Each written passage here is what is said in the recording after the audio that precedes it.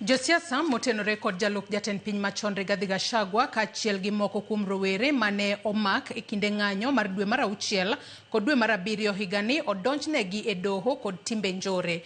Riwruoge mag kedo ne ratich oganda kod josiasa makwedo tend piny kata tend jatend piny William Ruto seyo okang' makamano kaka chenro mar buogo joma kwedo sirikal. Riwruogego bende nyiso luoro margi ni tend agoko chako duogo e kinda pinje Afrika ma ugwe kokalo kuom mako kata ndhiyo joma keto sirikal tesre. Jafumbo marwa mar siasa Chris Owino menyonwa wachni. Osiepe ogai mar DCP Rigathi Gachagua kod rowere maromo 37 mane oyuoro ng'anyo mag rowere mag Gen Z e dwe mar 6 kod dwe mar 5 higani dhi nyime kod kedo ne thuolo margi e doho bang' piny owacho donjonegi kod timbe mag njore.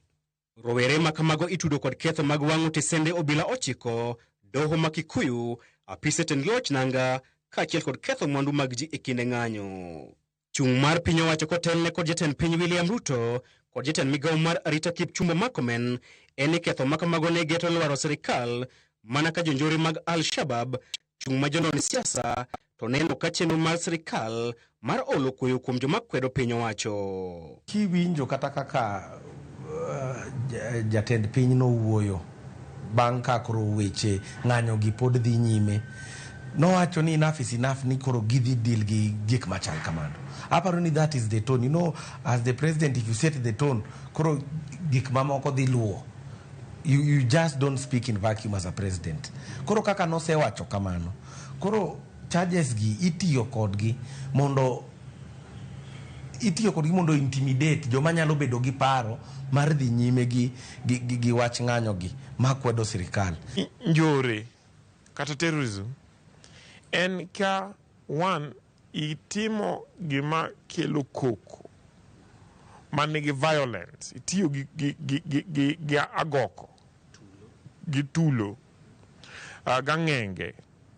Mar ariyo en ni itime mondo hiny ng'ato kata ineg ng'ato, kata itime mondo iketh mwandu mar jopiny kata mar sirikal, or itime mondo interfere gi security installations, police station, masts mag communication, airport, kata gima nyiso gima represent democracy wa.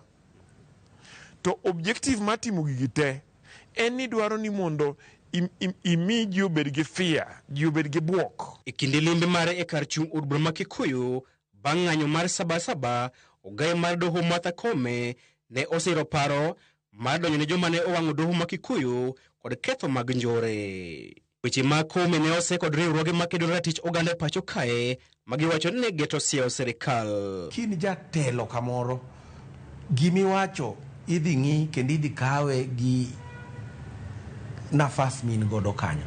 Koro kiseka as a president and a chief justice, magi are two of the senior most officials mwan godo Kenya ka. Kose wacho gi machal kamano, to achiel kuom gi jatend piny, achiel kuom gi emochung' ne doho, to doho ni emonego bed ni jogi kelo. Ineno ka koro giwuoyo gi sauti achiel. Ang'o miyo owang'o ka polis? Owang'o ka polis ni wan mondo create fear ne jopiny, ni wajuma lich kabisa, kok uluowa to ubiro neno gi wang'u. Okay? Kok inyal wacho gima owacho to ling' thi. Kech ka polise mwanya wang'o, into odi to. Intention ne ni mondo ji obuogi. Jano bed maluor ni ka jogi nya wang'o station mar obila manigi bunde, to anto. Nitiere ng'ur ni telo mar agoko temo golo wiye kind pinje mag Afrika ma ugwe kokalo kuom meko mag jopiny makwedo sirikal mag pinjego. E piny Tanzania, Tundu Lissu rakore kod tend Samia Suluhu Hassan e kinde ma Kizza Besigye to rakore kod tend Museveni e piny Uganda. Chris Owino, Ramogi TV, Nairobi. Riwruoge rawere mar duond buch ODM mong'ere kaka ODM Youth League ochung' ni gibiro siro pach ogai margi Raila Odinga e twak mane ochwalo ka giwacho ni kinde mang'eny twak